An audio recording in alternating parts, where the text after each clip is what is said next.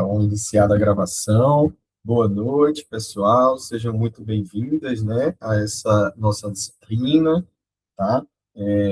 Se eu não me engano, é a terceira, né, disciplina de vocês no curso, né? Então, tá todo mundo aí ainda muito animado, muito empolgado com o curso. Espero que estejam, porque eu estou, né? Fico muito feliz em participar, né, de mais essa etapa aí no fortalecimento da pós-graduação da Unitins, né? É um momento muito bacana. Tivemos aí várias pós-graduações das mais diversas áreas, né? E essa é uma delas, né? E que eu considero também muito importante, muito necessária aí para o fortalecimento da nossa região, né? Da região norte como um todo. Eu já ministro essa disciplina no serviço social, com a diferença de não ter no serviço social, não tem a exigência, né, da especificidade da região norte, né? E foi muito bacana a montagem dessa disciplina, porque ali na busca dos textos, né, da leitura, né, do como é que a gente adequa, a gente vê que ainda tem muito a se falar, tem muito a se discutir, tem muitos temas que podem ser aprofundados, e espero que vocês, né, sejam aí também essas pessoas que vão adentrar nesses estudos, né, já que a gente sabe que vocês já, né, terão que fazer ali um TCC, um artigo, enfim, um trabalho de conclusão de curso, e espero que vocês adentrem aí para o estudo, né, dessa nossa região, que ainda é muito carente, né, de determinadas demandas acadêmicas, vamos dizer assim. Eu vou começar me apresentando, depois eu vou apresentar a disciplina e depois a gente vai iniciar ali essas discussões, né, de como eu pensei essa primeira aula, de como irão acontecer as próximas aulas. A gente vai tratando isso tudo direitinho aqui, tá? E assim, não é um monólogo, tá? Quem está aqui e quiser participar, perguntar, sinta-se à vontade, né? Essa interação também é muito importante. Eu sei que é um curso à distância, né? Então, nem todo mundo pode, né, participar dos momentos que a gente estabelece, né, no nosso calendário, mas quem estiver aqui, sinta-se convidadas aí a essa participação, tá bom? Eu sou o professor Eduardo Lima, tá? Eu sou de Recife, não sei se ainda tem o sotaque, né? Mas já estou na Unitins ali há 11 anos, vou fazer 11 anos, né? Tenho 10 anos ali na Unitins, em janeiro eu faço 11 anos de Unitins. Então, cheguei, né, em 2016 e fiz ali, né, apesar de não ser um filho ali do Tocantins, mas fiz do Tocantins a minha casa, não só a minha casa literalmente, né, a minha morada, mas também as minhas experiências acadêmicas e intelectuais, né? Então, a partir dessa minha vivência da Unitins, na minha tese de doutorado, eu estudei, né, o estado do Tocantins e a cidade de Palmas, né? Então, acabou que a gente se entrelaçou ali, né? Além da vida, né, pessoal, a vida profissional também vai estar marcado no Tocantins eternamente aí, né? Porque a minha tese de doutorado, né, foi feita sobre a história do Tocantins e da cidade de Palmas, da construção da cidade de Palmas, né? Como eu falei, eu sou o Eduardo, eu sou historiador, tá? Toda a minha formação é na história. É, Estou, né, também cursando pedagogia, né, mas ainda não finalizei, então toda a minha formação é na história, a graduação é na história, o mestrado é na história e o doutorado também foi na história. E fico muito feliz em poder estar, né, nesse momento, ministrando essa disciplina, que também foi um aprendizado para mim, né? Ter esse desafio de trazer essas perspectivas da região norte como um todo, né? Esses desafios da formação dessa região, de como a gente vive e de como nós temos as nossas especificidades diante, né, o resto do país, né? Não preciso dizer a vocês que nós vivemos, né, num país continental, né, nosso, que, se eu não me engano, a quinta, né, maior extensão territorial do mundo, e isso traz desafios, né? Então, o jeito de se viver em Palmas não é o mesmo de se viver em Recife, que não é o mesmo de se viver em São Paulo, que não é o mesmo do Rio, que tampouco é o mesmo em Santa Catarina, e etc., em Florianópolis, etc., etc., né? Nós temos vivências diferentes, e aí a gente vai ver também que, mesmo dentro do recorte geográfico, nós vamos ter outros tipos de vivências também, outros entrelaçamentos como gênero, raça, classe, né? Tudo isso faz com que as nossas experiências elas sejam diversificadas. E ao pensar, né, essa disciplina, ao montar essa disciplina, a convite do professor Rubens, né, e junto agora com os demais colegas, pensando, né, na formação desse curso, foi justamente trazer subsídios ali históricos, sociológicos, um pouco antropológicos também, para que vocês consigam pensar a realidade de vocês, né? Tanto que a nossa atividade ela vai ser nesse sentido. Então, tem um historiador que eu gosto muito, né, um francês, chama Marc Bloch, que ele fala, né, que a história, que seria um absurdo pensar que a história é a ciência do passado, porque simplesmente o passado já passou, né? Então, seria um absurdo a gente estudar o passado. Parece engraçado isso, né? É tudo que a gente não escuta quando a gente está ali faz ali o curso de história no ensino médio e tal. Só que o que ele vai dizer é que a história ela vive do presente, né? Então, por exemplo, quando a gente está aqui numa quinta-feira à noite, né, 7h30 da noite, discutindo a formação social, econômica e política do Brasil e da região norte, esse é um problema do presente. Ele não é um problema do passado. O passado já passou. Quem define como nós estudamos o passado, como nós voltamos ao passado e o que importa do passado somos nós do presente. É claro que esses presentes eles são múltiplos, né? Como a gente vai ver aqui durante a disciplina. Uma coisa é o presente de 1930, que se pensava, o que se pensou na constituição de um país, no que se pensou na projeção do país. A gente vai ver tudo isso, né? A gente vai iniciar essas discussões ali, né, durante a disciplina. E aí a gente precisa entender essas relações dessas diversas temporalidades com os diversos projetos que nós temos de nação, de sociedade, de gênero, de classe, de raça, tudo isso, certo? Então, esse é um pequeno, né, uma pequena apresentação da nossa disciplina, certo? Então, hoje é a nossa primeira aula. Eu vou passar para vocês aqui também como vai ser o nosso calendário. A gente vai começar com essas questões mais práticas e depois a gente vai ali mastigando o material que eu preparei, né, para a gente pensar essa aula introdutória, tá bom? Então, né, o curso vocês já estão cansados de saber, né? Política Social e Direitos Humanos. Essa disciplina ela se chama Formação Social, Econômica e Política do Brasil e da região Norte. Hoje, nós vamos trazer ali uma discussão de um Brasil colônia, de uma herança colonial, um pouco daquele Brasil Império também, né, que a gente teve ali uma experiência relativamente curta, se a gente comparar com as outras, né?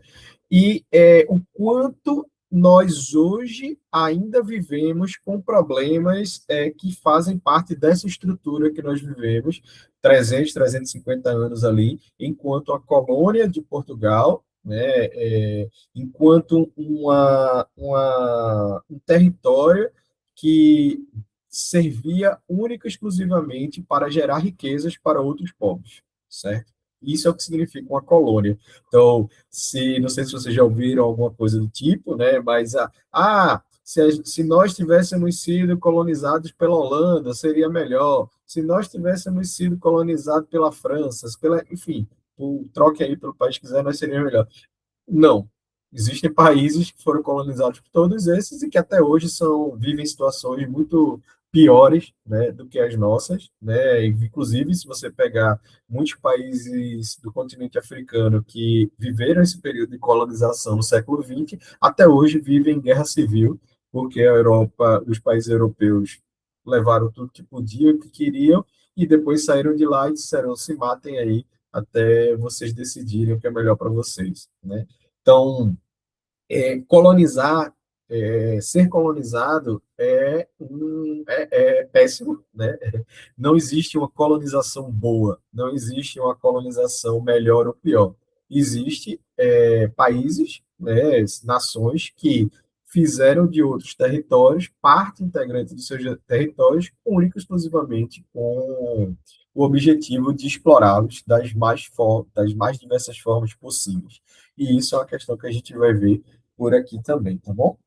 E fiquem aí à vontade, tá? Se quiserem comentar no chat, levantar a mão, falar, fiquem bem à vontade. Tá? Passei de novo. Bom, gente, sobre as nossas questões mais práticas, né? Eu vou passar aqui o cronograma da nossa disciplina.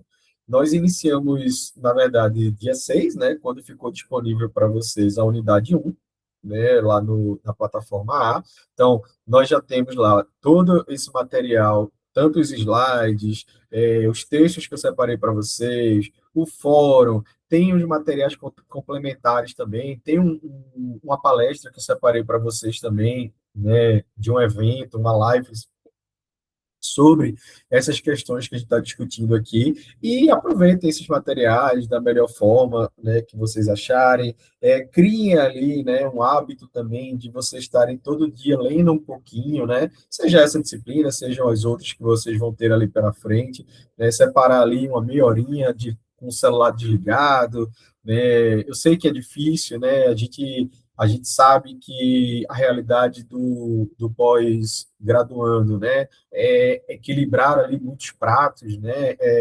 Ter ali essa vontade, esse desejo que vocês têm de estar aqui se qualificando, né? De buscando ali. Todo mundo aqui tem seus interesses, todo mundo aqui tem seus sonhos, todo mundo aqui tem seus objetivos e vocês estão aqui, estão atrás disso, né? Mas a gente sabe que tem que equilibrar com a família, tem que equilibrar com o trabalho, tem que equilibrar com outras atividades da vida, né, que muitas vezes tomam muito tempo nosso, né? Por isso, né, eu vou, né, compartilhar com vocês a estratégia que eu também faço, né, porque muitas vezes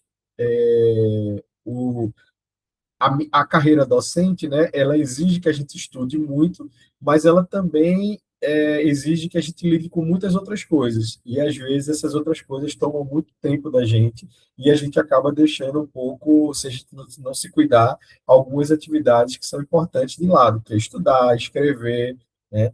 Então, assim, é importante que a gente crie essa rotina, né? Claro, uma rotina dentro da sua realidade, né? Então, uns 15 minutinhos ali, joga o celular de lado, deixa ali e eu vou me dedicar a ler o texto, eu vou me dedicar a fazer a atividade, eu vou me dedicar a alguma coisa ali da, da disciplina, da pós-graduação e tal. Então, pensem assim, né? Pensar assim me ajuda e talvez se sirva para vocês também, seja ali um momento importante, né? Inserir de fato essa atividade dentro da rotina de vocês.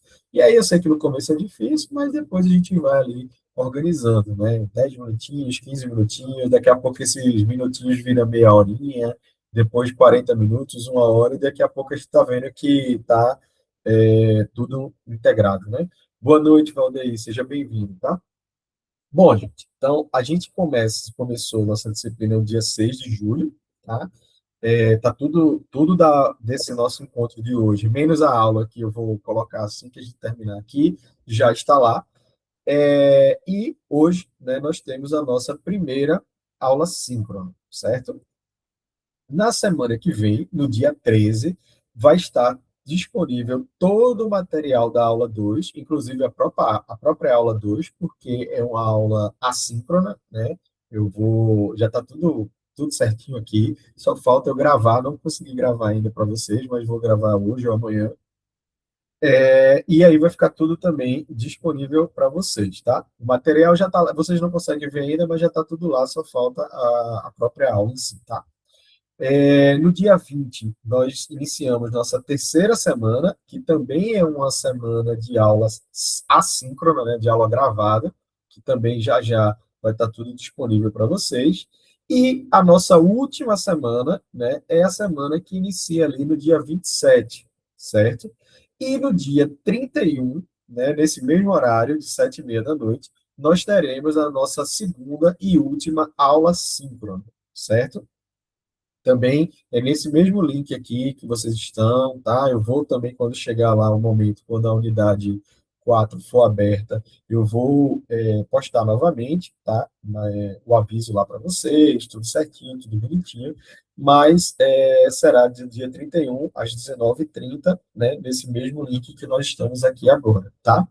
E, como é de praxe, né, eu acho que vocês já estão envolvidos aí nas duas outras unidades, né, até o dia 31 de outubro haverá a entrega da nossa atividade avaliativa, certo? Como é que vai funcionar essa atividade? Vou passar agora para vocês. Essa atividade vai ser um diário da disciplina, certo? Vocês vão ter que apresentar ali algumas reflexões sobre todas as aulas, né? Sobre todas as unidades, né? Só que não é um artigo, não é ao longo de 5, 10 páginas, não é isso, tá? O que eu quero é que vocês vão relatando os aprendizados, descrevendo ali os aprendizados, as reflexões que vocês tiveram né, em cada unidade da disciplina, certo? E um ponto extremamente importante. Como eu falei para vocês, eu acredito, né, que a história não é a ciência do passado, é uma ciência do presente. Então, vocês precisam trazer reflexões das suas vidas, né? Pode ser coisas que ocorreram com você, coisas que ocorreram na sua família, na trajetória da sua história, na trajetória de alguém que você conhece, enfim, algo que fez você, é, como os conteúdos que a gente trabalhou, como as discussões que nós tivemos aqui, fez você refletir algumas situações da vida de vocês, tá? Vou dar um exemplo, tá? Que não necessariamente tem a ver com a disciplina, mas é para vocês entenderem. Como eu falei para vocês, eu sou de Recife, mas minha família não é de Recife. Minha família é uma família que veio da zona da Mata Pernambucana, né, uma região que é muito, até hoje, é uma região muito, vamos dizer assim, muito presente a monocultura da cana-de-açúcar. Então, meus avós, eles trabalhavam no engenho, meu avô era caminhoneiro do engenho, minha avó trabalhava no barracão do engenho, e é uma região, né, obviamente, né, muito marcada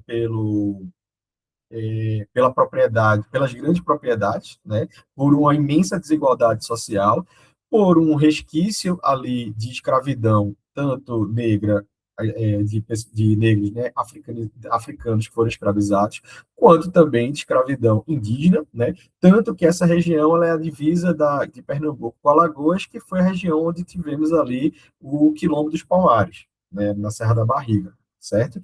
É uma região também, como eu falei, de muitos esbulhos, de muitos aldeamentos, né, e de muita escravização indígena também. E isso tem um impacto muito grande na nossa história, porque nós somos descendentes desse povo, né, que foi escravizado e que, em determinado momento, minha família acabou migrando para o Recife, né? Na verdade, nem para o Recife, para uma cidade chamada Jaboatão dos Guararapes, onde vieram tentar a vida, pois viram que ali os filhos deles, no caso minha mãe e meu tio, não teriam muitas oportunidades de escolaridade, certo? Como meu avô era analfabeto, minha avó também, então eles não tinham essa opção e eles viram que se eles ficassem ali, os filhos dele também iam acabar reproduzindo isso. E aí eles vieram para Recife, para Jaboatão, no caso, nessa zona, região metropolitana de Recife, e ali também tiveram grandes dificuldades com moradia, até que ocuparam um terreno da igreja, que depois de muito tempo conseguiram ali a regularização desse terreno. Essa história que eu estou contando para vocês é algo que a gente vai discutir aqui várias vezes na disciplina, porque não é uma história só minha, não é uma história só da minha família, é uma questão social, né? Muitos de nós aqui, filhos ali da classe trabalhadora, dentro da classe trabalhadora, sofremos com ausência de moradia, sofremos com a desigualdade social, sofremos com acesso a bens, seja bens físicos ou bens culturais. E tudo isso que nós vamos discutir aqui vai, de alguma forma, trazer ali relações com a nossa vida. E aí é isso que eu gostaria que tivesse muito presente nos diários de classe de vocês, né? Como a gente enxergar, por exemplo, hoje nós vamos falar de escravidão e exclusão. né? Como essas questões elas perpassam a vida de vocês, né? Certamente vão ter muitas pessoas negras aqui. Como é que vocês enxergam isso? Como é que vocês veem? Como é que vocês percebem as diferenças sociais? Estou vendo aqui, né? Quando a gente chegou agora eu não estou conseguindo acompanhar tanto, mas tinham muitas mulheres, né? As questões de gênero, como essas questões de gênero atravessam a vida de vocês, né? Como vocês percebem às vezes uma diferenciação social dentro do seu ambiente de trabalho, dentro da sua família, né? Nas atividades, como é que as atividades de casa são divididas, né? Como é que isso não são, enfim, né? Como é que as questões sociais também de classe, de gênero, de raça atravessam as nossas vidas, certo? Então, eu gostaria que isso estivesse presente dentro do diário de classe, até porque o grande objetivo dessa disciplina, né, eu sei que aqui tem muita gente do direito, do serviço social, né, enfim, de várias áreas ali das humanas, das sociais aplicadas. Então, fazer essas reflexões faz também com que nós sejamos profissionais mais capacitados a lidar com essas diferenças, né? Porque uma das grandes armadilhas do que a gente tem hoje, né, desse sistema que a gente tem hoje e tal, é dizer que todo mundo é igual, quando não é. Deveria ser, também acho que deveria, mas não é. Nem todo mundo é igual, né? Não é igual na justiça, não é igual nas questões micro, né? Mas também não são iguais nas questões macros. A justiça não olha as pessoas da mesma forma, né? Basta ver que quem tem, tem mais recursos consegue muitas vezes ou protelar ou até chegar ali na impunidade, né? Ou né, a justiça também ela olha muito bem a raça, ela olha muito bem o gênero, os julgamentos sociais também não são os mesmos, a gente vai discutir um pouco sobre isso, né? As produções culturais, as produções econômicas, né? Tudo isso são, infelizmente, a gente vive no nosso país, sendo ele um dos mais desiguais, certo? Então, temos aí essas questões para lidar. E aí, eu gostaria muito que vocês trouxessem essas questões dentro do nosso diário de classe, certo? E aí, gente, o critério de avaliação vai ser justamente esse, né? A capacidade de vocês relacionarem, né, essas experiências pessoais e profissionais de vocês com os temas estudados e os diálogos aqui que a gente vai fazer, né, sobre as vivências, né, coerência, argumentação e qualidade da escrita. Porém, né, eu já adianto que não precisa ser um texto longo, não precisa ser 3, 4 páginas, né? Às vezes é você trazer ali um exemplo e a partir desse exemplo você puxar a reflexão que você conseguiu desenvolver a partir da aula tal, da aula X, da aula Y. A questão é que é interessante que sejam de todas as aulas. Claro que também não precisa ser assim, não. Ó, aula um unidade um aconteceu isso na minha vida. Não, pode ser um texto único, que vá trazendo essas questões. Às vezes, uma mesma situação, você consiga fazer reflexões que envolva mais de uma aula, né? Que envolva mais de um mesmo exemplo, vamos dizer assim, a mesma situação, a sua mesma experiência, ela pode lhe trazer ali várias outras questões, tá? Então, não é algo muito grande, né? Não estou pedindo um artigo, nada disso, tá? É mais um ensaio onde vocês trabalhem livremente ali essa criatividade de vocês, mas também conseguindo relacionar essas questões, né? Pensar ali essas questões, né? Porque é o que é como eu falei para vocês, é o que eu acredito, né? Da gente pensar a partir desse presente nosso passado também, né? Pensar como é que o nosso passado, e muitas vezes a gente conseguir trazer para o nível de consciência questões que a gente pensava que é assim mesmo, as coisas são assim, é tudo assim, que é o que a gente chama de naturalizar essas diferenças. E o meu objetivo aqui, o meu trabalho aqui, o que eu acordo para fazer todos os dias da minha vida, quando eu saio de casa para dar aula, quando eu estou aqui, é justamente a gente desnaturalizar essas desigualdades, é desnaturalizar esses problemas que a gente vive, né? É, muitas vezes nós estamos, e agora com rede social e tal, com esse impacto, a gente vai discutir um pouco sobre isso também em algum momento, sobre a indústria cultural e tal, o impacto das redes sociais ele é muito grande nas nossas vidas, né? E muitas vezes esse impacto ele serve a um sistema que não é o que nos beneficia, né? A gente está vendo agora vários, né, ataques, e às vezes muito em tom de brincadeira, às vezes em tom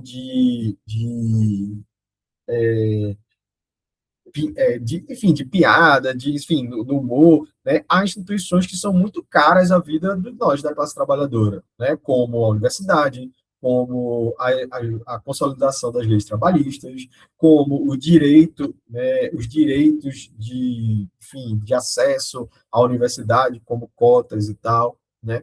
E a gente vê um ataque muito grande, né, sobre esses direitos, né? A gente agora, né, um tema que está muito em voga, né, o fim da jornada, 6 por 1. E o que a gente vai ver é que, historicamente, não tem nenhuma diferença, assim, do que a gente viveu, né? As diferenças são as formas como esses ataques, as formas como esses discursos, eles se renovam dentro das mudanças que a sociedade tem, né? Então, aquela coisa, né, aquela brincadeira, que na verdade não é uma brincadeira, tá? É real. No fim da escravidão, você ia ter lá jornais e pessoas que tinham grande espaço no debate político da época, dizendo que se a escravidão acabasse no Brasil, iria existir, deixar de existir e iria acabar. Certo? E a gente sabe que não acabou, né? E por mais que a gente tenha, nós sejamos também muito incentivados a esse discurso vira-lata de que o país não serve, que o Brasil não serve para nada, que no Brasil tudo nada presta e tal e tal e tal, nós estamos de 230 países, nós somos a 10ª economia do mundo, estamos entre as 10 maiores economias do mundo. Como é que um país que está entre as 10 maiores economias do mundo não serve para nada? Então, assim, isso não existe, tá? Agora, nós temos um grande problema, né? E que eu acho que espero que a gente traga essas reflexões aqui, de pensarmos juntos como a gente vai trazer um projeto de sociedade no qual a gente consiga diminuir a nossa desigualdade social, que esse é um grande problema. E isso vem da nossa formação enquanto país, certo? Então, essa é o objetivo também da disciplina, né? Trazer essas reflexões desses problemas, né, desses Brasis e esses problemas históricos que a gente tem na formação e até na consolidação do nosso país. Beleza? E aí, isso é o que eu queria deixar bem claro nas questões mais práticas da disciplina. Alguém gostaria de falar, tirar alguma dúvida sobre esse processo, sobre a datas, sobre essa nossa atividade avaliativa? Outra coisa também, tá? Tem os fóruns. Eu sei que os fóruns eles não são, né, assim, é obrigatório que vocês participem, mas eles não são avaliativos, né? Eles não valem nota. Mas eu acho que eles são importantes também, porque, por exemplo, se você quer ali, às vezes, falar um pouquinho do que você está pensando pela sua atividade, quer colocar lá, eu já vou dando um toque, já vou ali falando, olha, segue por esse caminho é bacana, não, não, ó, esse aqui não dá e tal. Então aproveitem também o fórum para isso, né? Para construir essa sua trajetória dentro dessa disciplina, tá? Porque uma coisa é você ter que fazer essa atividade avaliativa lá no dia 30 de outubro, né? E aí ter que parar ali e assistir todas as aulas, ler todos os textos e tal e tal. E outra coisa é você for fazendo isso no tempo que a gente está aqui, né? A gente tem uma semana para ler um texto de 15, 20 páginas, é muito pouco, né? Então, daqui a pouco vocês vão ter mais um tempinho para ler mais um tempinho, aí vocês têm os vídeos, vocês vão ter, né, tanto eu aqui, né, quanto a Heloísa, que é a nossa tutora, também ali, né, para auxiliar. Quer dizer, se bem que a Heloísa vai continuar com você, né? Mas enfim, você vai ter esse contato mais próximo, mas também eu vou deixar meu e-mail, né? Vocês também podem entrar em contato pelo e-mail, ou até pela própria plataforma A também, então, para a gente manter esse diálogo, tá? Mas não deixem tudo para a última hora, porque realmente vai ficar tudo mais difícil, certo? Então, pensem que há uma lógica nessa construção da disciplina e que essa lógica, quem segui-la, vai favorecendo também esse processo, tá bom? E aí, gente, todo o nosso encontro, vocês vão ver que existe uma linha, uma pergunta, um problema, né, vamos dizer assim, que a gente pretende que esse problema ele seja discutido durante a nossa aula, com base nos textos que a gente colocou lá, indicou para vocês lerem, certo? Então, hoje, a nossa provocação, o nosso problema é por que o nosso país, né, o Brasil, permanece sendo um dos países mais desiguais do mundo, e isso é um grande problema, e vocês vão ver que, quando eu falo para vocês que o Brasil é uma das maiores economias do mundo, isso não é mentira, tá? Acho que vocês já sabem disso. Porém, ser uma das maiores economias do mundo não significa que o nosso povo, usufrua dessa riqueza gerada de uma forma igualitária. Isso é um problema, certo? Então, por que nós, né, sendo um dos países mais desiguais do mundo, mesmo que a gente já está ali há 130, 140, 138 anos, né, da abolição da escravidão, que foi em 1888, e se a gente já tem ali 224, né, não, 204 anos da nossa independência, que foi em 1822, certo? Por quê? Né? Por que, que a gente ainda temos tanto isso? Sim, a Tainá falou aqui, a classe média se acha elite. Sim, a gente tem uma grande questão, e a gente vai falar um pouco sobre isso também, de algumas formas, de que, como nós somos um país muito desigual, né, as pessoas que ascendem um pouco socialmente, aí entra aqui no que a Tainá falou da classe média, elas tendem a, quanto mais elas ascenderem, utilizar de vários meios de distinção social para evitar serem chamadas de pobre, por exemplo. Né? E isso vai ser diversas coisas. Né? É o celular do momento, é a roupa do momento, é o viajar para tal lugar que está todo mundo indo, é ir no restaurante que é o restaurante do momento, é comprar o carro que é o carro do momento. Então, tudo isso são mais do que objetos, são mais do que práticas culturais, são formas de se distinguir socialmente, certo? Então, essas são questões importantes também para a gente lidar. Da mesma forma que quando a gente vê aqui uma sociedade pós-abolição, muitas pessoas negras e indígenas que ascenderam socialmente, elas também vão querer se distinguir socialmente. Né? Elas vão querer ali usar artifícios, usar roupas, práticas culturais, de ir no cinema, isso no século XX, claro, de jogar futebol, né, no início do século XX também, de frequentar determinados clubes, de fazer algumas coisas que vão os diferenciar da classe pobre, certo? Porque vejam que, além da violência da colonização e da escravidão, o nosso país ele é fundado também na desigualdade, né? Que é fruto disso também, fruto de uma escravidão, é fruto de uma colonização. Ou seja, nós nascemos desiguais e nossa estrutura ela é toda feita para nós continuarmos sendo desiguais, certo? Mesmo que a gente tenha passado ali tanto tempo para se livrar dessas estruturas de desigualdade, mas a gente criou outras, e é isso que a gente vai discutir por aqui também, tá? Então, quando eu falo para vocês sobre escravidão, será que a escravidão foi algo que acabou em 1888? E aí a gente tem duas respostas, sim e não.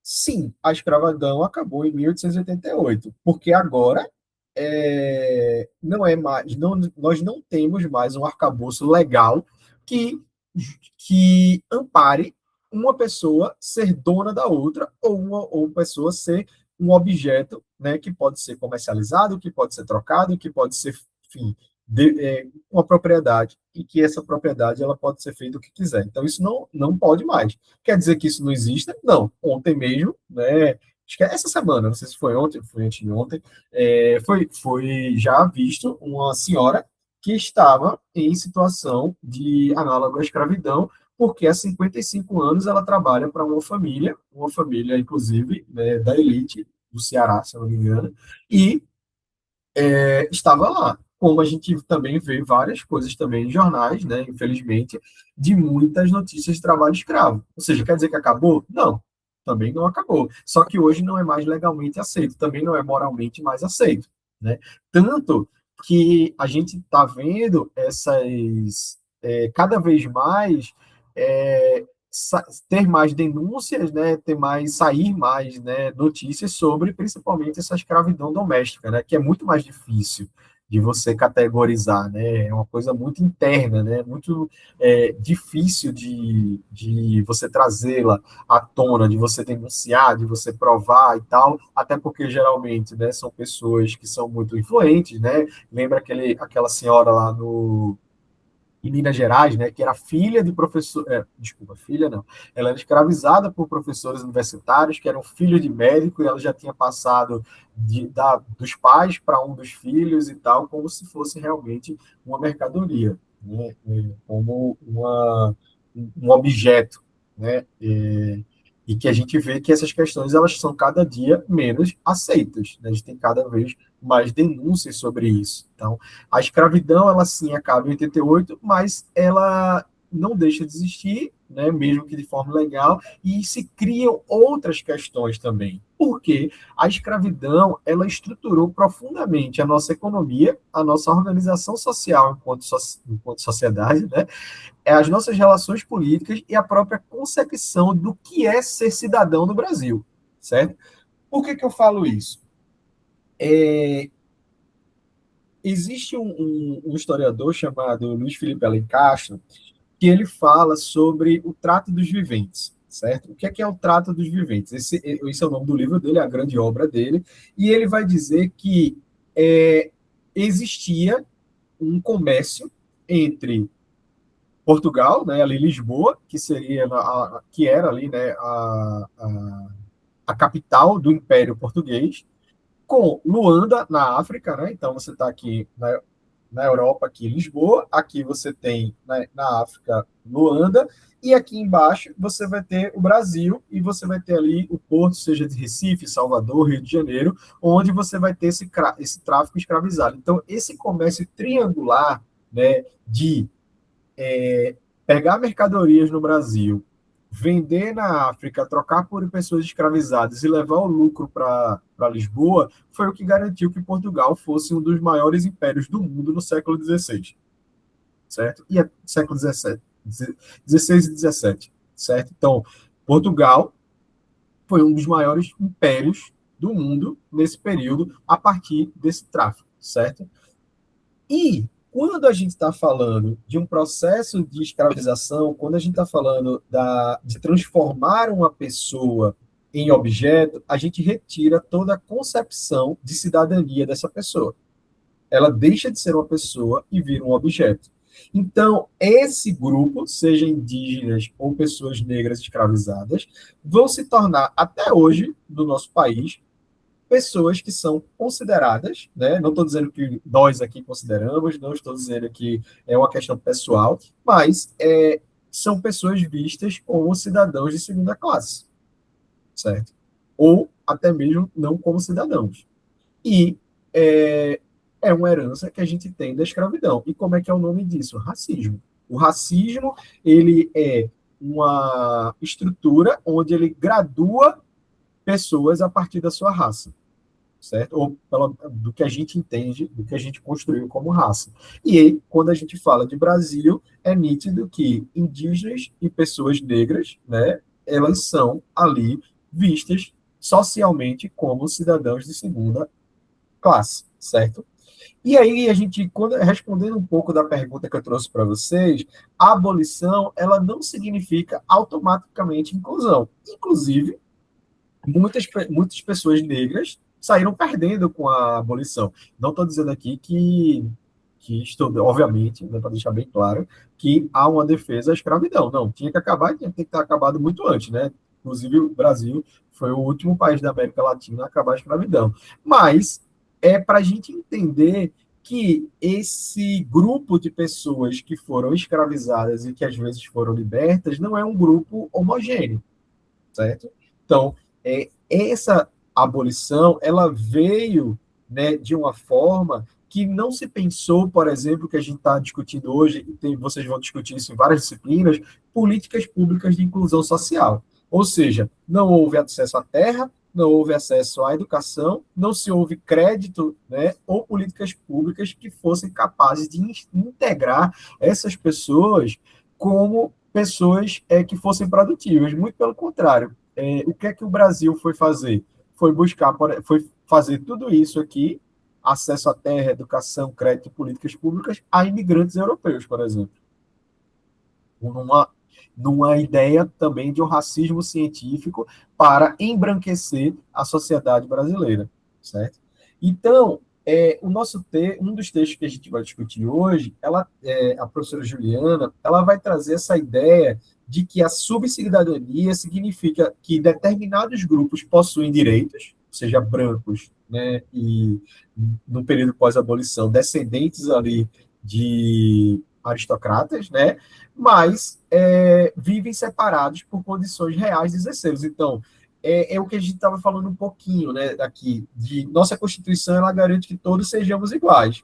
Mas é óbvio, eu não preciso estar dizendo aqui a vocês, se já estão na pós-graduação, de que nem todo mundo tem acesso real às suas condições de exercer sua cidadania. Existem pessoas que têm mais e menos condições de exercer sua cidadania. Existem pessoas que têm a sua cidadania mais respeitada e outras menos respeitadas.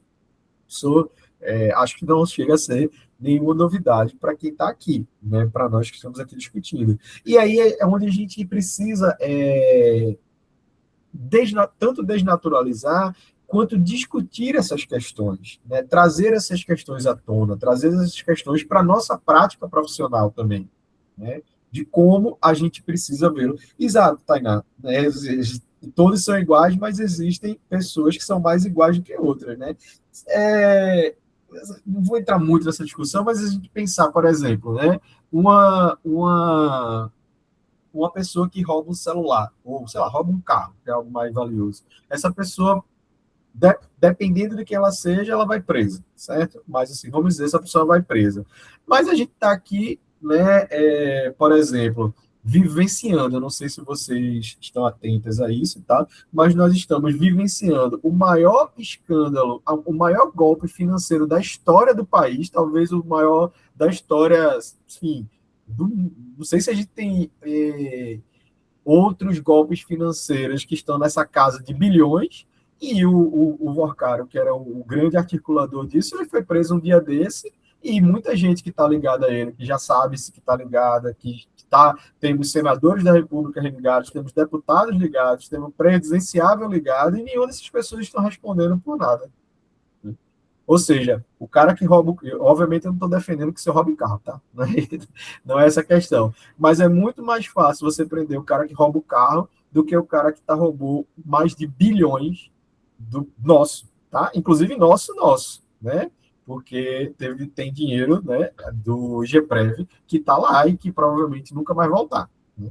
Então, assim, a gente pensar como, né, essas questões elas são diferentes. Como tem gente que é mais igual, né, tem pessoas que têm muito mais direitos do que as outras, apesar que a nossa Constituição não diga isso, né, mas a prática a gente vai ver que é bem diferente. Bom, uma questão, né, deixa eu ver aqui o que o Paulo falou. Durante a compreensão penal, ou expressões penalidade vê-se o horror que os direitos humanos também abrangem. Exatamente, né? Exatamente, teve uma época que eu fui representando a Unitins no Conselho Estadual de Educação e Direitos Humanos, e a gente muitas vezes vivenciava, né, muitas violações, por exemplo, de pessoas privadas da liberdade, que passavam muitas vezes no vestibular, né, tinham esse direito de fazer um curso, mas que não era garantido a eles esse direito, né? Então, enfim, aí se talvez fosse outra pessoa, às vezes nem em liberdade, nem em prisão estaria mais, né? Já tinha direito ali à liberdade condicional, justamente para poder, né, exercer ali, né, seu direito. Mas, enfim, a gente sabe, né, que existem essas, infelizmente, a gente vive essas questões, né? E aí a gente vai vendo, né, que existem vamos dizer assim, ideologias como a da democracia racial que são feitas para sustentar essa ideia, né? Então, o que seria essa ideia da democracia racial? De que, beleza, ó, pessoal, nós somos formados aqui pelo branco europeu, pelos indígenas que aqui já estavam e pelos negros que vieram, né, obrigados à força, escravizados. E ali nossa formação do país é a partir da mistura dessas três raças e cada um trouxe a sua contribuição. Acho que vocês, né, já devem ter visto isso na escola. O índio, temos a farinha, a rede, o negro a feijoada, o branco a batata, enfim, sei lá o quê. E aí essa ideia parece que tudo foi uma questão harmônica. Parece que foram ali três grupos sociais que decidiram conviver por livre e espontânea vontade, juntos, tranquilos, e assim fizeram um país. E a gente vai ver, e a gente sabe que não foi assim. Né? A gente tem um branco europeu que veio para nos explorar e que fez de tudo sem nenhum pudor para que esse projeto de exploração fosse realizado, inclusive matando, saqueando, estuprando, escravizando, tudo. Não havia limites para isso, certo? E muitas vezes essa ideia da democracia racial é que essa constituição desse povo foi, né, ali igualitária, né? E vejam como se parece essa ideia com a ideia de justiça que a gente tem. Todo mundo é igual, mas a gente vê que não é bem assim que funciona, né?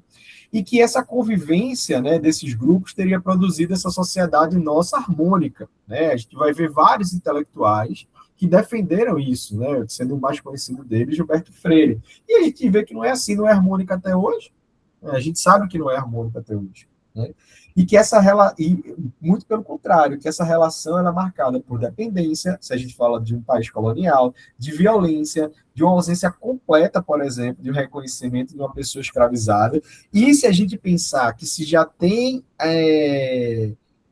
uma dificuldade em se reconhecer a humanidade de uma pessoa escravizada, quando a gente chega a falar, por exemplo, dos povos originários, que nós temos muito aqui no Tocantins, muitas vezes se questiona até que eles foram escravizados, e que foram muito escravizados. Né? O que eles não foram tanto é que eles não fizeram muita parte desse comércio internacional de tráfico escravo, certo? Mas foi sim, também teve venda, também se utilizou muita mão de obra indígena escravizada dentro do nosso país, né? Enfim, então, e nem é isso a gente reconhece. E ainda, né, tem aquela questão que acho que vocês também já devem ter ouvido falar, que ainda diz que os indígenas não foram escravizados porque eram preguiçosos, né?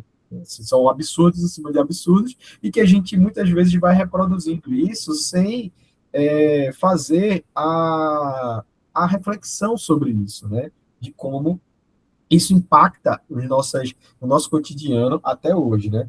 Então, a grande questão que nós vamos discutir de diferentes formas na nossa disciplina, e eu quero que vocês tenham isso com vocês e que pensem nisso com vocês, é que a nossa desigualdade social ela não é um problema nosso, individual, não é um problema de Eduardo, não é um problema de André, Esli, Tânia, Tainá, né? Não é um problema do Pedro, é um problema social, certo? Não é, a gente, nós, muitas vezes, nós somos ali jogados dentro de uma estrutura que estar aqui, por exemplo, num curso de pós-graduação dentro da universidade pública é o que não se esperava.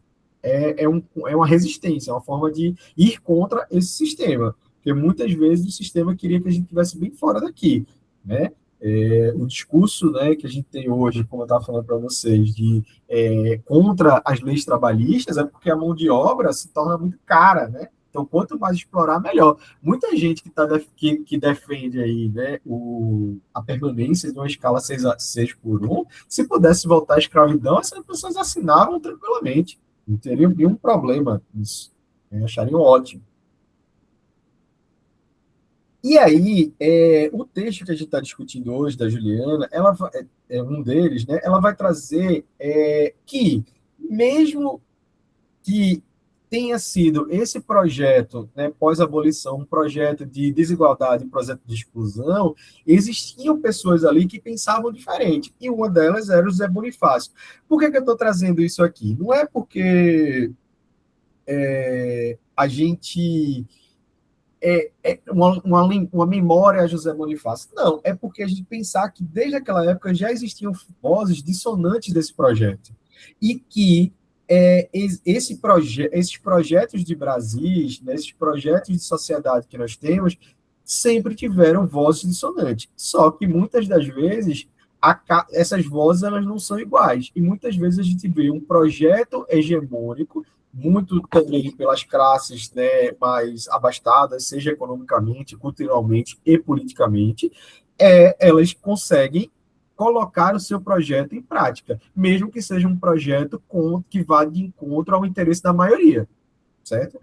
E aí, às vezes, a gente tem muitas vezes alguns alunos, não sei se vocês estão pensando isso também, que fica, professor, mas como é que pode? A gente está vendo aqui que não tinha como dar certo. Como é que você acaba com a escravidão, solta uma grande maioria da mão de obra trabalhadora no meio da rua, sem ter onde morar, sem ter como comer, sem ter como se empregar, sem ter o que fazer? Como é que isso poderia dar certo, né? Como é que, por que não se pensou coisas diferentes? Por que não se fez diferente? E aí a gente traz aqui, por exemplo, o José Bonifácio, que ele traz essas questões diferentes, mas não foi esse projeto que venceu. E aí vocês podem estar perguntando, pô, professor, mas como é que pode? A gente sabe que não dá certo, não deu certo, e ninguém ouviu esse cara, por exemplo, ninguém trouxe isso. E aí eu pergunto a vocês, quando vocês olham no nosso congresso hoje, dia 9/7/2026, será que aquele congresso representa a gente? A grande maioria do congresso são de homens brancos, 60 a mais, ricos, e essa corresponde a 2% da população brasileira, né? Então, a gente vê que essas questões elas são estruturais e que a única saída que nós temos para discutir sobre isso é uma união de discursos entre esses grupos, né, esses grupos minorizados politicamente, mas que são a maioria da população. Então, nós só vamos ter condições de trazer reformas estruturais para nós se a gente começar a pensar de forma coletiva. E é justamente o que a gente vai ver aqui também em diversas aulas, é que é o que o sistema não quer que a gente faça. O sistema ele traz para a gente sempre a individualidade. É você sair você resolver o seu problema, ou se o problema é seu, aí você que tem que se virar, né? É sempre o caminho da individualidade. E aí, o José Bonifácio, veja que o que ele tinha ali como projeto de país, né? Eu não sei se vocês lembram dele, mas José Bonifácio ele foi um cara, seria ali um ministro, vamos dizer assim, da Casa Civil, foi um dos interventores quando Dom Pedro II ainda era menor de idade, né? Não sei se vocês lembram, mas teve aquele período do Império em que o Dom Pedro assumiu ali com 5 anos de idade, quando Dom Pedro I foi chamado para assumir o trono de Portugal e abandonou o Brasil e deixou seu filho aqui, né, como sucessor.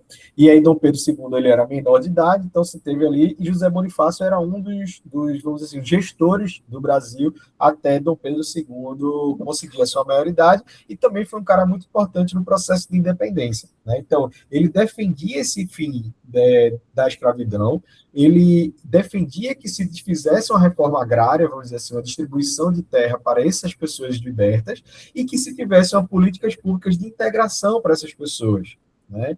E que os povos originários indígenas também tivessem ali uma inclusão, né, reconhecimento das suas terras, e quem seria o responsável por organizar tudo isso seria o Estado. O Estado seria esse agente organizador da nossa sociedade. Por quê? O que é que o José Bonifácio acreditava? Que se nós fôssemos um país desigual, jamais nós iríamos constituir uma grande nação, né? Quando a gente fala, por exemplo, professor, às vezes a gente fala isso, os Estados Unidos também foi um país que foi colonizado e hoje é uma das maiores potências mundiais, há muito tempo, né, uns 100 anos atrás, desde a Segunda Guerra Mundial, é uma das maiores, é a maior potência, hoje ameaçada, obviamente, pela China, né, mas uma das maiores potências mundiais. Sim, porque na Guerra de Secessão, que foi a guerra, né, de independência dos Estados Unidos, isso aqui foi colocado em prática. Isso aqui foi colocado. E da mesma forma que existiam essas vozes, né, nos Estados Unidos de distribuição de terras e tal, existiam também as vozes contrárias, só que essas lá perderam, seriam os confederados, né? Tanto que a gente vai ver que os países do sul dos Estados Unidos ainda são países muito, são estados, né, muito ainda conservadores, são estados muito, é, vamos dizer assim, ligados ao agro e tal, porque eles defendiam um projeto de Estados Unidos, né, que foi mais ou menos o projeto que venceu aqui no Brasil. Então a gente vê que essas coisas não são por acaso, elas têm raízes históricas. Só que a gente entender essas raízes históricas não significa que é só para a gente saber, não. Significa que a gente entende para justamente mudá-las, para a gente entender como é que elas funcionam, para trazer processos ali, propostas de mudança. Por que que no Brasil, frequentemente, esse interesse, né, privado, ele parece, né, suplantar ali esse interesse público? E isso é uma questão, né? No nosso segundo texto, né, do Gustavo Silveira, ela vai trazendo esse problema, ele vai trazendo esse problema estrutural da nossa sociedade, dessa formação histórica, né? E aí ele vai justificar isso dizendo que a nossa formação enquanto país, né, quando a gente vem lá das capitanias hereditárias, ela está dentro de uma formação rural, dentro de uma sociedade colonial, né? Então, o grande poder do Brasil se concentrou e ainda se concentra muito nas grandes propriedades rurais, né? Tanto que a gente tem aí o agronegócio, né, sendo também um dos grandes motores do país. E quando eu falo motores, não é só econômico, não, né? É político, é cultural, de diversas formas, tá? E aí ele vai dizendo isso, onde, por exemplo, né, o cara lá que era dono de terra na colônia, e muitas vezes até hoje, ele também ele acumula outras funções, né? Ele acumula ali uma função. Isso já no Brasil colônia isso acontecia de fato, né? A função de juiz, de autoridade política, de chefe econômico, muitas vezes de líder religioso também, o responsável ali pelas relações familiares e, óbvio, de certa forma, isso permanece muito até hoje com, né, questões diferentes ali, né? Não se tem mais tanto, né? Mas em alguns lugares ainda isso é muito forte, certo? Então a gente vai ver que, né, na prática, né, essa formação do nosso país a partir de uma colonização de terras fez com que muitos grupos e muitas pessoas elas fossem ali como tivessem pequenos reinos ali, suas propriedades elas significavam ali pequenos reinos. E é o que a gente chama, né, por exemplo, vários intelectuais como o Raimundo Faoro, o Sérgio Buarque de Holanda, vão chamar isso de patrimonialismo, né? E o que é que significa o patrimonialismo? É justamente a dificuldade de separar o patrimônio público do privado. E assim, a gente pode aqui dar milhões, milhões, milhares de exemplos, né, atuais sobre como isso funciona. Pronto, vou dar um exemplo de uma coisa que eu vi hoje, né? Copa do Mundo, né? A gente tivemos aí vários representantes do Brasil, né? Senadores, deputados, né? Vereadores e tal, e em época de trabalho não se importaram, não tiveram nenhum problema em pegar ali sua malinha e ir acompanhar ali o Brasil na Copa do Mundo. Porém, um deles ainda foi mais além, que não só foi lá para torcer, como foi lá para trabalhar. E aí é onde a gente pensa, como é que hoje a gente não discute seriamente a cassação de um senador que abandonou suas funções, não tirou férias, não pediu licença, nada, e foi para a Copa do Mundo trabalhar para uma empresa privada.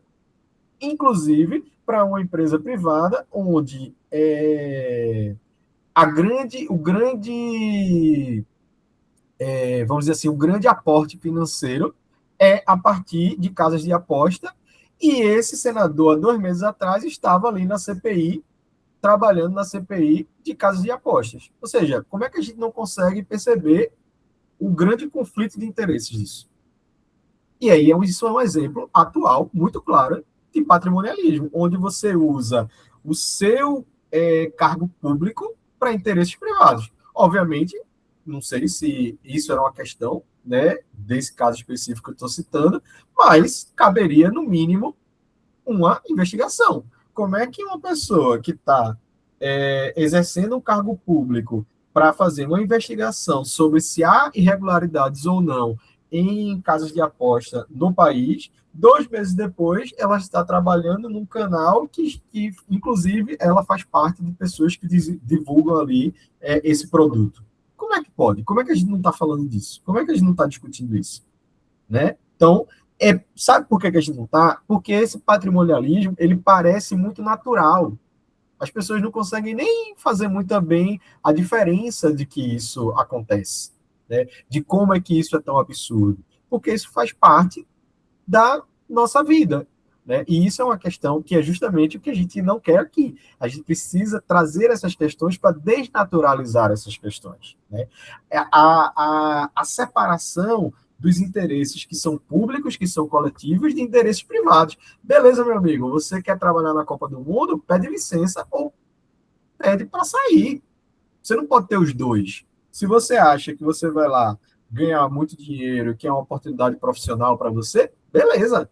Peça ali, ó, peça assim, sua cassação, não, esqueci, peça sua exoneração e vá-se embora, vai viver sua vida. E aí entra outra pessoa no seu lugar, certo? Só que aí é isso, a gente nos acostumamos a querer tudo, né? A querer o bom, o melhor do público e o melhor do privado, né?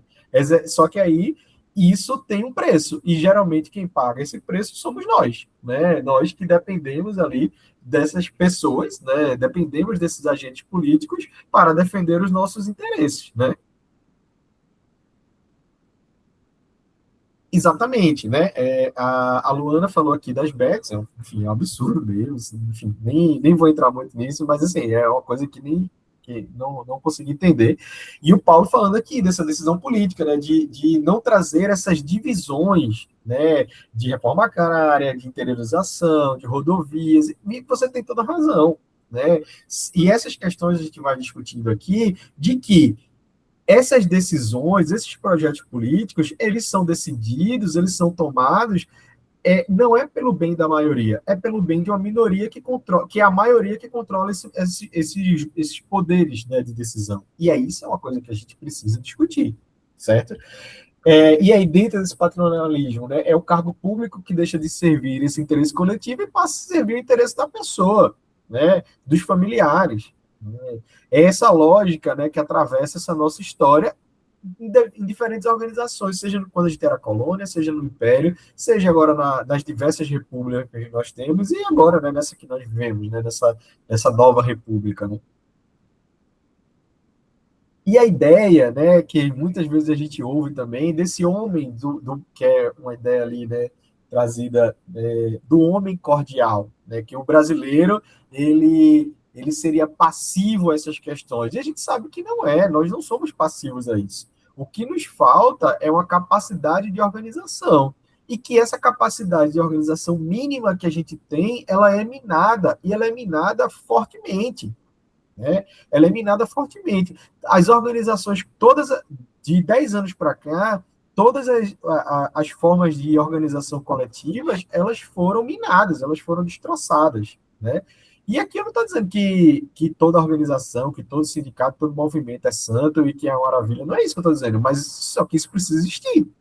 Né? A gente precisa ter uma forma de organização coletiva onde a gente consiga um contraponto para isso, onde a gente consiga um contraponto para que nossas insatisfações elas sejam ouvidas, né?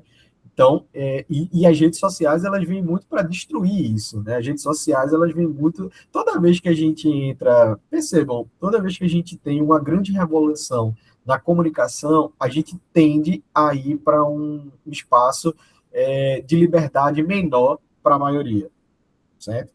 Então, o que é que eu quero dizer com isso? Que os discursos hegemônicos que a gente tem em rede social é de você, só você vai resolver a sua vida e se você trabalhar muito, você vai ficar rico. Quando a gente vê a grande maioria das pessoas, né? Alguém falou aqui de influência, os grandes influencers que fazem isso, nenhum trabalho. Nenhum nunca bateu um prego numa barra de sabão. Eles vivem do discurso, eles vivem do que da ilusão que eles vendem. Né? Então, inclusive, esse absurdo, né, de pessoas que são influencer, né, de vender a sua vida rica. Só que ninguém sabe de onde vem esse dinheiro. Esse dinheiro só existe porque existem nós que estamos ali assistindo esse povo vivendo a sua vida rica. Então, veja ali os absurdos, né, que essas novas formas de se comunicar, elas trazem também, né? É óbvio que a internet é maravilhosa, porque ela consegue, hoje, vocês, tudo que eu estou falando aqui, vocês podem colocar no Google ali e achar ali questões que vão divergir, questões que vão, né, concordar, vocês podem trazer outros contrapontos, vocês conseguem hoje dados do mundo inteiro, com um clique aqui no celular. A gente está aqui tendo essa aula, né? Há 20 anos atrás isso seria impossível, né? Há 15 anos atrás isso seria impossível. Então, assim, existe uma grande facilidade nisso. Só que existem também formas de controle também. Né? E essas formas de controle elas são muito bem estruturadas. Elas definem a eleição, elas definem quem são os candidatos, por mais que hoje a gente tenha um grande acesso, as redes sociais elas colocam qual é o conteúdo ideal para você, né?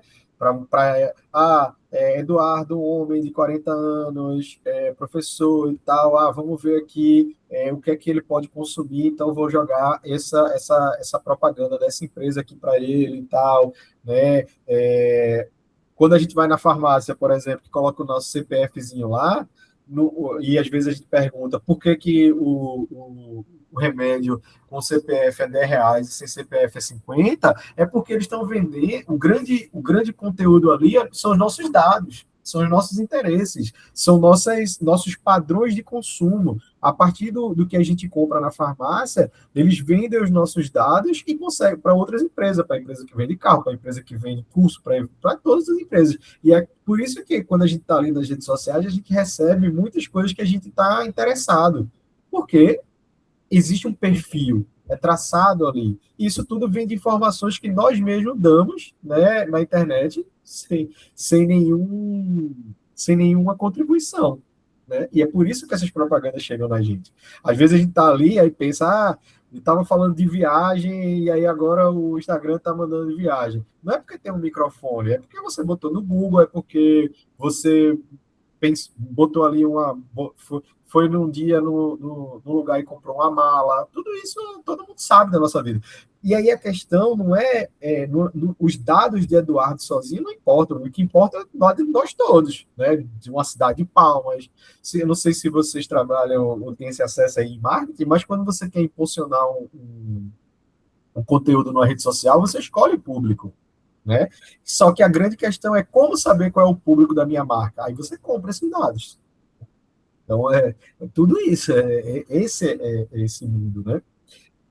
E aí, essa ideia nossa, né, enquanto Brasil, de um homem cordial, não significa ser educado, né? Mas é justamente pessoas que levam as questões públicas a relações afetivas da vida privada, né? Ou seja, favorece os amigos, parentes, escolhe pessoas ali através pelo pessoal, né? E trata ali, muitas vezes, o Estado como uma extensão familiar, né? Quantas vezes a gente não viu aqui, por exemplo, a gente teve que criar uma lei, nós tivemos que criar uma lei do nepotismo para proibir que políticos colocassem familiares para trabalhar diretamente com eles. Então, assim, quer um exemplo maior do que isso? De que a gente teve que criar uma lei para pessoas que têm um determinado poder não escolherem parentes para trabalharem com elas, obviamente por serem parentes. Isso ajudou? Ajudou. Mas a gente vê aqui, se vocês procurarem aí no Google, rapidamente vocês vão ver várias matérias, por exemplo, de nepotismo cruzado. Eu sou um desembargador de X lugar, o meu amigo é o desembargador do lugar Y, e aí eu vou, encontro, contrato a filha dele, ele contrata o meu filho. Pronto. E assim permanece. Né? Tem uma matéria da Piauí, se eu não me engano, que vai fazendo ali uma posografia, né, que seria ali uma análise de sobrenomes de família de tribunais de justiça do Maranhão, se eu não me engano, teve em outros estados também, É isso. As mesmas famílias ali há anos, há anos, há anos, há anos, há séculos, né, trabalhando lá. Exatamente, nepotismo cruzado. Né? Exato, exato, exato. Paulo falando aqui, né, que você já disse, não se importa, é verdade, né? É sempre ali esse entrelaçamento, né, entre esses interesses públicos e privados. Na verdade, são os interesses, né, do privado invadindo o público, né? Invadindo ali esses interesses públicos, né? E aí a gente tem uma independência sem ruptura. É muito engraçado, não sei se vocês já pararam para pensar sobre isso, né? Que nós nos tornamos ali em 7 de setembro de 1822 independente de Portugal, mas quem assume o nosso... Primeiro, não nos tornamos uma república, né? Nós nos tornamos um império. E quem é o nosso imperador é o filho do rei de Portugal, Dom Pedro I, né? Ou seja, nós criamos ali uma forma, né, um projeto de país que ele ainda estava muito entrelaçado com essa economia europeia, né?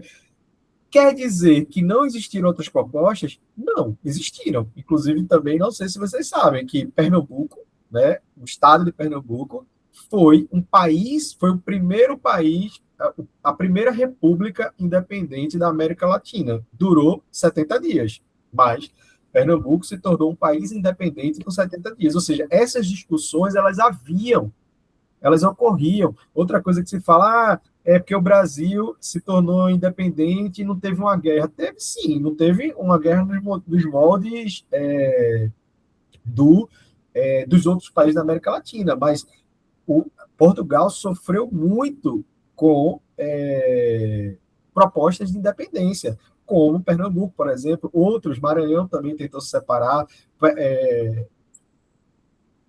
meu Deus, Porto Alegre não, Rio Grande do Sul tentou se separar, teve umas acabanadas, várias colônias tentaram, várias províncias tentaram se separar e tornar-se país independente, só que houve uma forte resistência do Estado português que conseguiu é,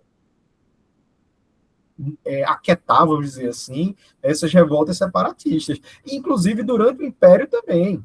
Né? Em 1824, a gente teve a Confederação do Equador, e também em Pernambuco, com os próprios insatisfeitos ali da Revolução de 17, que queriam ainda se tornar independentes, o próprio Acabanada, a Farroupilha, vários movimentos de independência, certo? Só que o Império Português conseguiu manter esse país unido, assim, né, de certa forma, né, manter Só que isso foi a custa do quê? Mantendo essa elite agrária, né, ou seja, preservando a escravidão, conservando esses poderes do grande proprietário e reproduzindo essas práticas patrimoniais, ou seja, se tinha uma revolta, como teve, né, a Revolução 17 aqui em Pernambuco, a grande qual era a grande proposta? Beleza, derrotamos aqui militarmente, prendemos aqui os grandes líderes e vamos dar mais poderes à elite local. O que era dar mais poder? Era dar mais terra,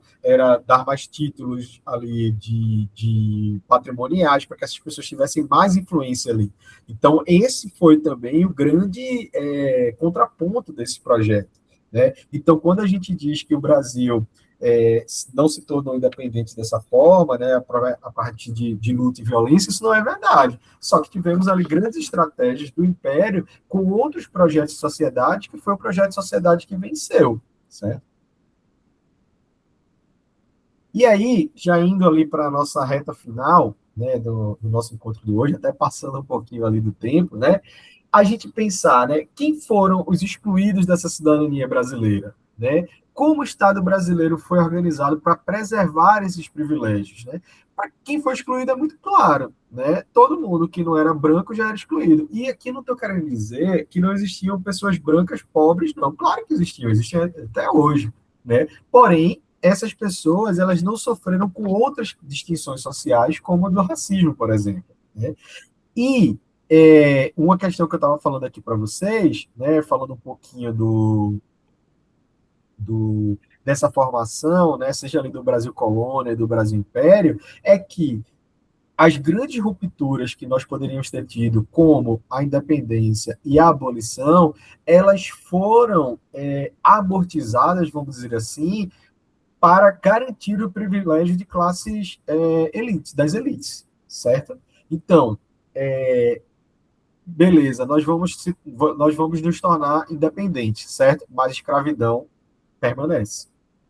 Ou seja, isso é uma forma de negociar com a elite, principalmente a elite aristocrática, que dependia da mão de obra escrava, a independência, certo? Então, vejam que esses projetos eles não foram do nada, eles foram uma construção que foi sendo feita ali diante desse contexto político, certo? E aí, ou seja, a gente percebe que essa desigualdade, elas têm raízes históricas, ela tem raiz na nossa colonização, quando o branco europeu chega aqui fazendo-nos de colônia e com o único objetivo de nos depredar, né, tirar tudo que nós tínhamos, né, em prol do Império Português, e a grande forma, o meio para que isso fosse feito, seria ali com a escravidão, seja a escravidão indígena, seja a escravidão do negro africano, né? A gente, ou seja, vai ter ali uma abolição sem esse processo de integração, né? E aí é onde uma das autoras ela fala desse conceito, a construção desse conceito de subcidadania, né? Ou seja, a gente vai ter uma abolição, mas a gente vai deixar claro que ainda existem cidadãos ali de segunda classe, subcidadãos, que o Estado, né, e a sociedade, eles nunca foram construídos simultaneamente, porque a gente vai ter esse patrimonialismo dentro do Estado, e que esse conceito de cidadania, ele nunca foi feito de maneira igual, né? A gente tem diferenciações, né? E que esses privilégios privados, eles moldaram ali esse funcionamento das nossas instituições públicas e continuam, né, moldando de certa forma até hoje, né? O quanto a gente vai vendo que decisões que deveriam ser pensadas para a maioria da população são pensadas apenas, às vezes, em interesses privados, né? Por exemplo, se a gente pensar um recorte rápido aqui para a gente fazer, toda vez que você vê um deputado, né, um senador, defendendo que alguma categoria social deve ter isenção fiscal, deve pagar menos impostos, você saiba que o que ele está dizendo é que nós devemos pagar mais. Porque se determinado setor tem isenção fiscal, quem vai cobrir somos nós.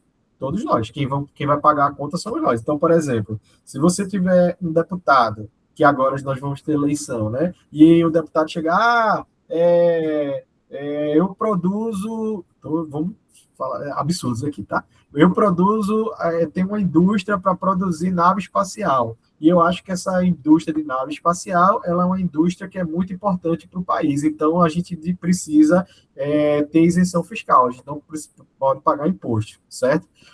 Aí, se você votar nessa pessoa dizendo, concordando, saiba que quem vai pagar é você, que alguém vai ter que pagar, né? E aí, para essa empresa, para esse grupo não precisar pagar imposto, nós vamos ter que pagar no lugar deles, certo? Então, vejam, né, percebam, né, estamos num ano muito importante para ver quem de fato, né, pode ser nosso representante nas esferas, né, que nós vamos ter, né? Então é interessante a gente perceber esses discursos, né?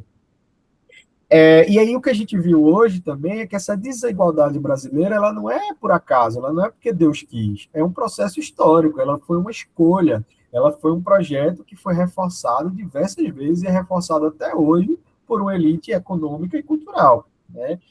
A nossa abolição ela não significou inclusão, a nossa independência, mesmo nos tornando um país, preservou essas estruturas de poder, né? Estruturas pautadas, né, na elite agrária, numa concentração de terra, num país onde a exportação que hoje nós chamamos de commodity, né, mas de produtos naturais, né, como foi a cana-de-açúcar, cacau, algodão, borracha, etc, etc. E que a gente tem essas mudanças sem haver ali um grande rompimento com essas estruturas, né? Então essas estruturas elas fazem parte de nós até hoje. né? Se você for ver lá, né, vários deputados, senadores, governadores que nós temos, já vêm de famílias que já representaram ali há 50, 60 anos, né? É, vou falar um pouquinho do meu estado, né? Em Pernambuco, você vai ter agora uma eleição onde vão ter dois candidatos a governadores que há 40 anos atrás os avós deles estavam disputando entre si, né? A gente vai ter hoje uma disputa do governo do estado de Pernambuco pelo João Campos, que é neto de Arraes, e pela Raquel Lira, que é filha do Ricardo Lira, se eu não me engano, Joaquim Lira, se eu não me engano, e que eles disputaram o governo de Pernambuco há 40 anos atrás. Ou seja, as mesmas famílias elas vão ali se permanecendo. Eu estou falando de Pernambuco porque é o estado que eu nasci e que, enfim, né, acompanho mais e também para a gente dar um exemplo do que aconteceu. Mas se vocês forem em outros, vai ser a mesma coisa, né? Assim, não muda muito, né? Como a gente teve no Maranhão a família Sarney por muito tempo, né? E, enfim, em outros estados também tem esse processo, né? E aí a gente pensar o papel que o Estado tem nesses projetos, né, de políticas e projetos de poder, e que nessa nossa conjuntura histórica, o Estado sempre foi levado a uma reprodução dessa desigualdade, né? A, de certa forma, reproduzir essa desigualdade. As forças hegemônicas que nós temos acabam levando para esse processo de reprodução de desigualdades. Beleza? É, Era isso, tá, pessoal, que eu queria trazer para vocês. Espero que a gente tenha, né, começado bem a nossa disciplina. E eu vou deixar a palavra aberta. Se alguém quiser falar, se alguém quiser tirar alguma dúvida, se alguém quiser perguntar alguma coisa, fique à vontade. Sou aqui todo ouvidos.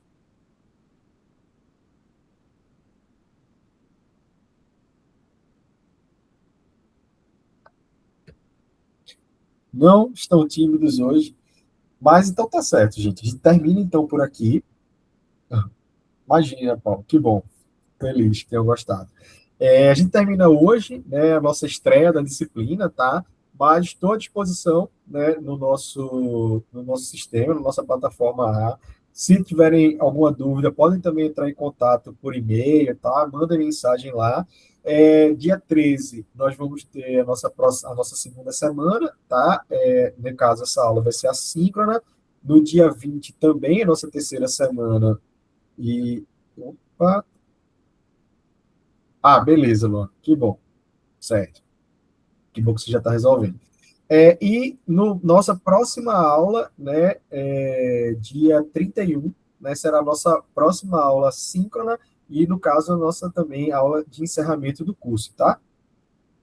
Ah, que bom, Jennifer, que bom. Já está exatamente aí. A ideia é essa, a ideia é que a gente já vá trazendo essas discussões aqui e vá ali mantendo, já rascunhando ali nossa atividade, né? E aí depois vai melhorando, né? Vai ali ajeitando, vai ali trazendo outras coisas, para no final da disciplina já estar tudo certinho, tudo prontinho, tá bom? Então, gente, foi um prazer estar aqui com vocês, né?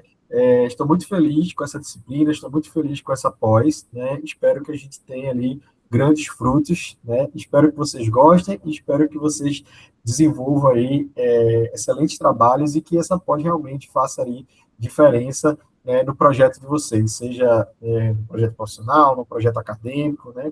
E que a gente consiga aí construir mais discussões sobre a nossa região, sobre o nosso estado, sobre, né, as nossas vidas e as nossas experiências, tá bom? Então, uma boa noite para vocês e até a próxima. Boa noite, boa noite. Boa noite. Boa noite, professor. Boa noite, turma.